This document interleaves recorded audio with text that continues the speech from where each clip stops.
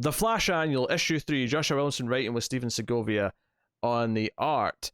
So this is an interesting one because I don't think I knew this in advance, but I learned later that, of course, this is more of a Suicide Squad story. It ties in heavily to what Boomerang was up to.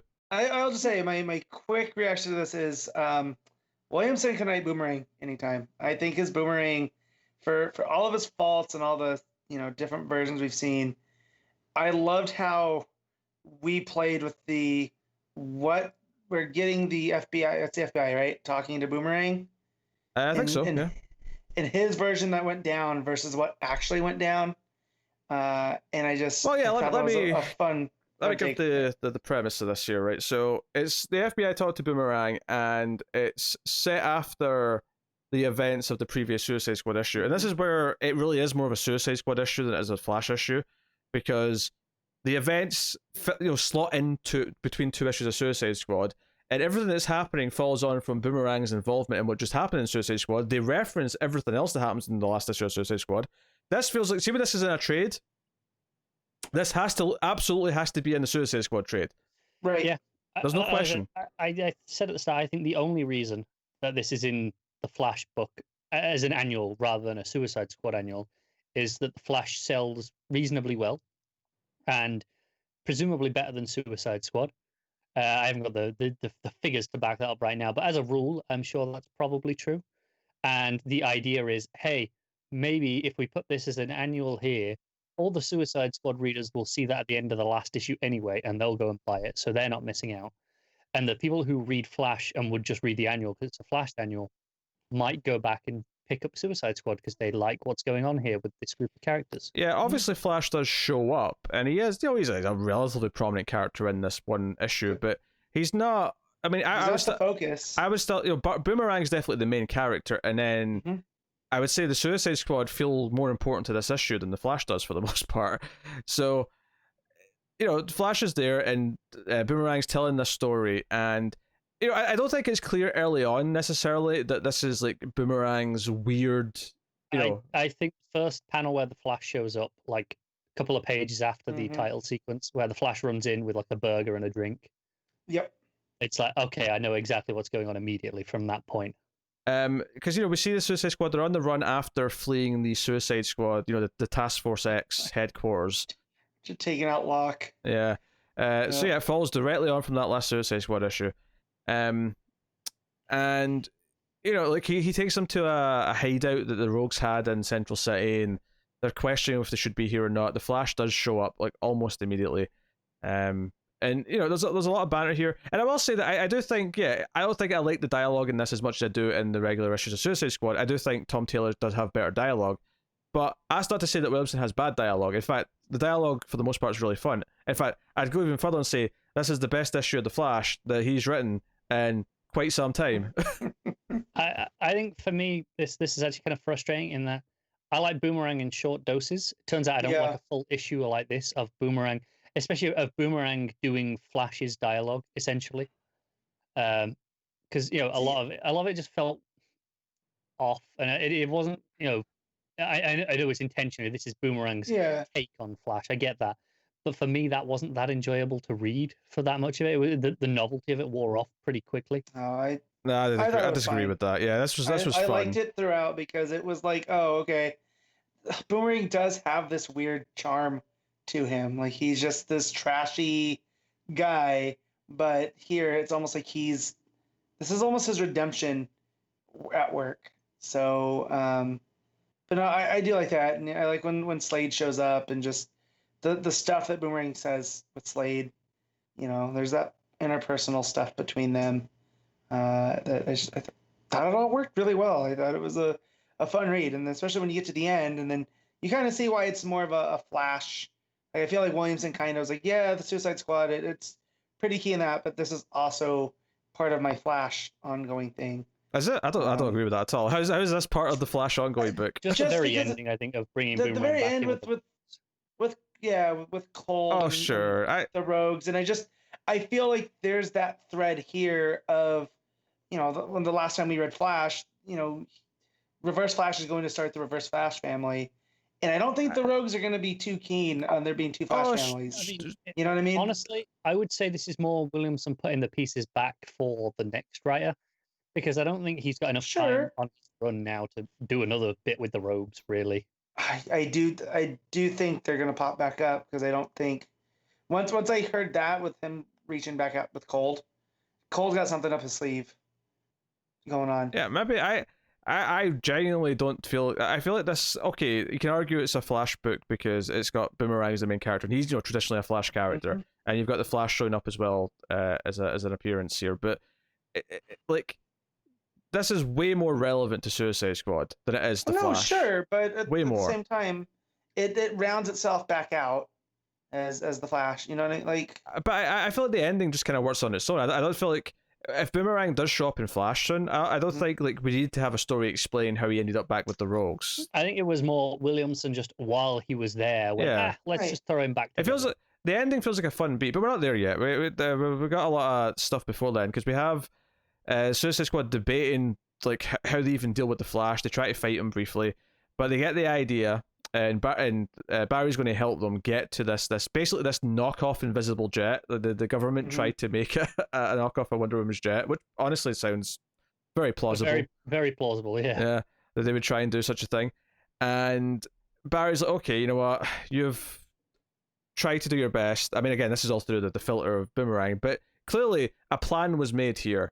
And we get to I mean, obviously there's the plan that we think's happening, and then there's the plan that it really was happening. But we have the Boomerang mobile, which is Barry like a horse pulling a carriage with speeding to the middle of the desert, and everyone cracking jokes about it being some sort of perv van and the smell being really bad, although Harley likes it for some reason. And there is some fun dialogue here. There's some really fun stuff later, especially when it gets more overt with it being Boomerang's version of everything. You know, when Boomerang, because Deathstroke shows up in his what was it he call it? Buggy, I think his death buggy is what. That's what Boomerang calls it. That's what Boomerang calls it. Same that Deathstroke said. Yeah. So, Deathstroke's fighting the various squad members. He's fighting Flash. He's fighting ultimately Boomerang, and we get some really ridiculous stuff where. Boomerang, I don't know about you guys, but the sentence you just got boomeranged cracked me up. You know, and obviously, I mean, if you weren't getting that something wasn't quite right here, the page where Deathstroke decapitates the Flash, it's like, okay. Right. So, honestly, this might be the least plausible bit in the issue for me. Not that, the decapitation, I know that's fake, but the actual version where Barry, vibrated through it and played dead or something. I don't really know. Clearly something went on. But the idea that would be enough to fool Deathstroke feels very implausible to me. I guess I don't know. I don't care. I was too busy having fun to care. I don't. Yeah, that's me too. I was just like, okay. Well, because I know I kind of agree with Connor, but then I was like, well, I feel like Deathstroke's not.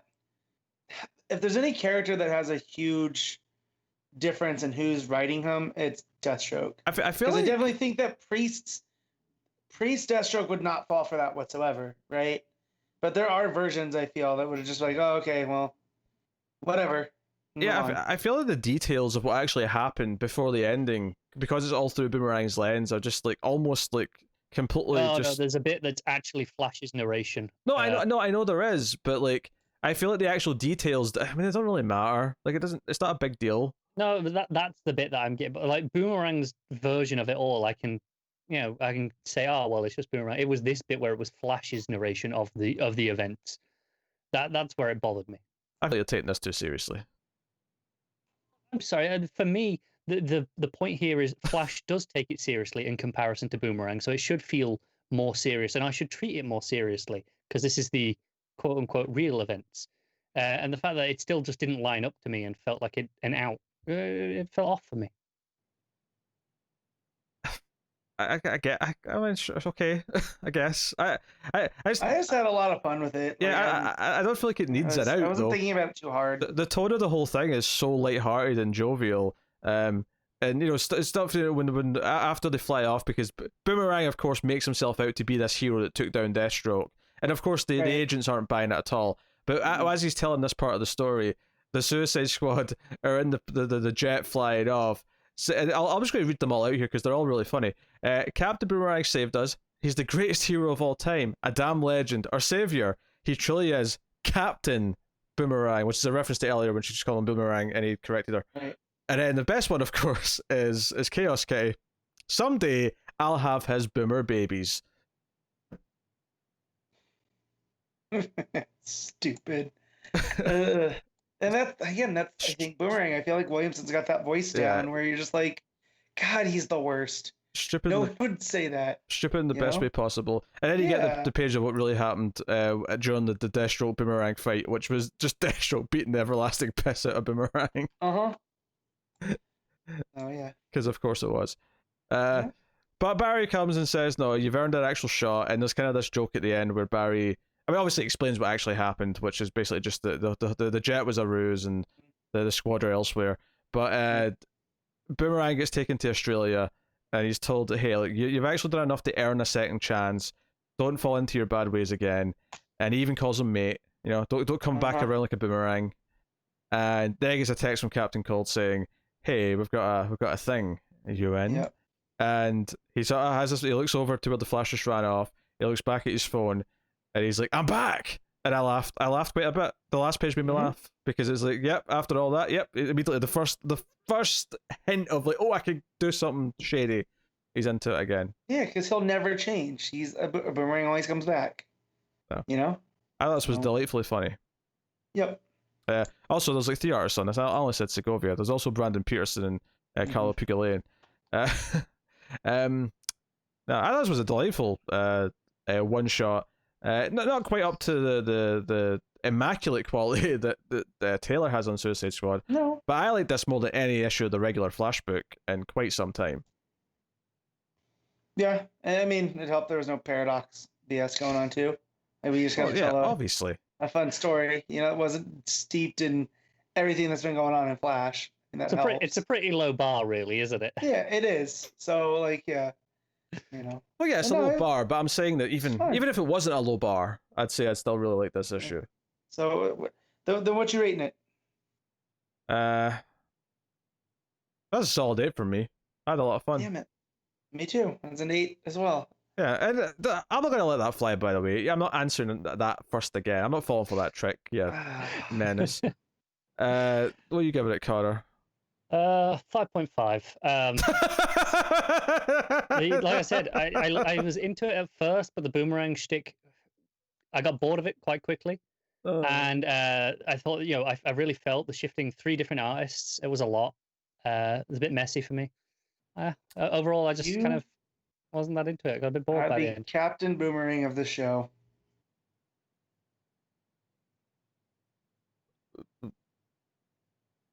Unfortunately, he always comes back. Yes, I agree, Matt. I was waiting for him to argue with me. I was just like, when I give my score like that, and you two are just so into it, and I'm not. There's no point in me saying anymore. I've learned that. I've just like, I'll take these. That's it. I'm done.